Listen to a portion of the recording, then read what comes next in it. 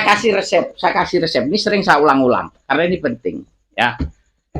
Paling nikmat kalau dipecah 3 jabar, kan satu badan kita sehat. Itu pertama. Itu tempatkan pada pertama. Maka saya kasih resep yang mudah kan. Kalau jenengan ini panjang umur dan sehat, minumlah air putih pagi, siang, sore, malam 1 gelas besar. Biasakan itu. Karena itu akan menjaga sistem sirkulasi darah, itu akan menjaga sistem suhu badan, karena itu akan menjaga sistem reproduksi ginjal, termasuk prostat itu. Jeleknya kita ini loh Pak, yang ditakuti kaum laki-laki, itu satu penyakit Pak. Ya, tahu dah? Prostat. Jenengan umur 50 tahun, mobil jenengan banyak, istri jenengan banyak, uang jenengan banyak. Kalau sudah prostat itu seperti bangkai yang berjalan. Itu loh. Nah, ini tanya tentang kesehatan ya, prostat ya. Yang pertama, kesetresan Mas. Yang pertama kesetresan. Kesetresan itu akan memicu seluruh mengacukan seluruh sistem penyakit, sistem tubuh. Ya, salah satunya imun turun ya. Nah, kedua, itu pemaksaan dalam hubungan seksualitas. Umur di atas 50 tahun tidak boleh memaksakan hubungan seksualitas. Seminggu jatahnya hanya 2 kali. Ya, di atas 50 tahun. Kalau di bawah itu ya silakan hantam kromo-kromo. Mungkin ada mainan hormon. Oke. Ini tadi salah satu pemicu, kan banyak pemicu Mas ya. Nah, yang kedua karena bakterial.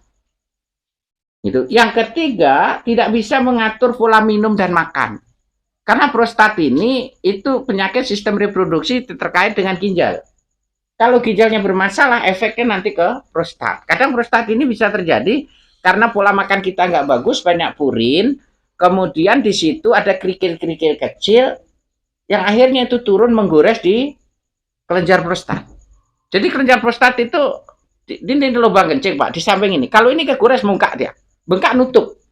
Lah kalau sudah nutup, masa kita dikasih selang kemana-mana?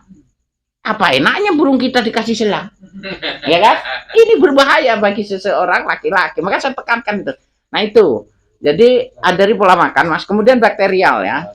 Melakukan hubungan suami istri yang ngawur.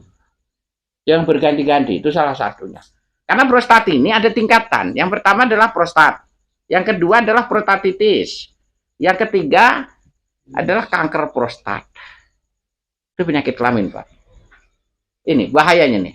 Kalau prostat apa ciri-cirinya? Ini ke penyakit. Ciri-cirinya sampai kalau kencing mulai panas, perih, netes, tidak puas, maunya dipaksa kencing tapi kok nggak keluar. Gitu. Panas, perih, netes. Ini prostat. Kalau sudah ada itu harus cepat ditangani. Jangan sampai ini ke prostatitis. Kalau prostatitis itu sudah ada pembengkakan dan mulai berdarah. Coba Mbak ya. Kalau sudah mulai berdarah, berhati-hatilah. Karena kalau ini tidak cepat ditangani, akan ke kanker prostat. Apakah orang kanker prostat bisa hidup? Bisa. Tapi ya dipotong manuiku Pak. Itu. Jadi hidup, jenengan hidup. Duitnya banyak. Istrinya cantik-cantik, yang seneng siapa? Saya pernah punya pasien itu sudah saya peringatkan. 3 tahun sebelum itu sudah saya peringatkan. Akhirnya ya solusinya potong. Ya hidup. Ada 10 tahun hidup, tapi stresnya hebat Pak. Kaya. Bukan dikebiri, itu penyakitnya di situ membengkak, potong gitu. Gitu aja Pak. Ya. Jadi penyakit alat reproduksi itu banyak Pak, ya. Jadi itu bukan Pak, bukan di kebiri telurnya, karena yang pembengkakan prostat ini adalah di burungnya. Nah, itu kalau sudah merembet ke sana nggak ada jalan satu-satunya, potong pok itu, tangkis. Maka jenengan berhati-hati. Saya beri solusi itu ada MPW, ada mineral itu, pakai itu untuk pencegahan, ya. Itu penting, sangat penting Pak itu menjaga organ itu. Nah kemudian penyakit kelamin, penyakit tentang kemaluan itu banyak, bukan itu toh. Belum tadi yang disebut itu, ada GEO, gonorrhea, raja singa, sipilis. Sipilis gak sembuh, HIV. Ya. Ini pemicunya banyak Pak, berganti-ganti. Jarum suntik, hati-hati kalau sampai suntik itu tanya dulu. Bekam, nah Mas, bekam harus jarum berganti setiap orang, ya. Kemudian mandi di tempat umum, hati-hati tuh. Seperti kolam renang yang umum, hati-hati.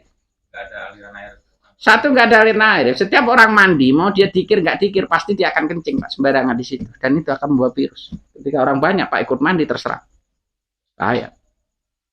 Jadi bahayanya di situ ada lever, tifus, itu menular. Maka saya ajarkan santri kampung itu bagaimana sehat dengan air yang agak budak-budak sedikit tapi mengalir. Ya tak? Itu cara di situ kalau digabung amalan tuh tubuh jenengan tuh menyerap laku kungkum itu, menyerap energi air itu yang nanti jenengan nggak minum bisa kencing 20 kali kok. Iya. Gitu. Iya, masuk lewat pori-pori, jadi lewat mulut pori-pori itu menyehatkan Pak. Itu bisa menetralisir penyakit becik, bisa bikin macam-macam, apalagi ada amalannya. Yo nggak ada amalannya aja bisa kok. Gitu. Maka sering-seringlah laku kungkum itu yang dilakukan oleh para leluhur dulu. Jadi masuk ke situ minimal 1 minggu 1 kali. Cari tempat yang mengalir, air sungai. Hah? Nah, ini lagi bahasan di laut ya. Jadi berbeda Mas antara air tawar, air laut. Dibahas nggak air laut nih?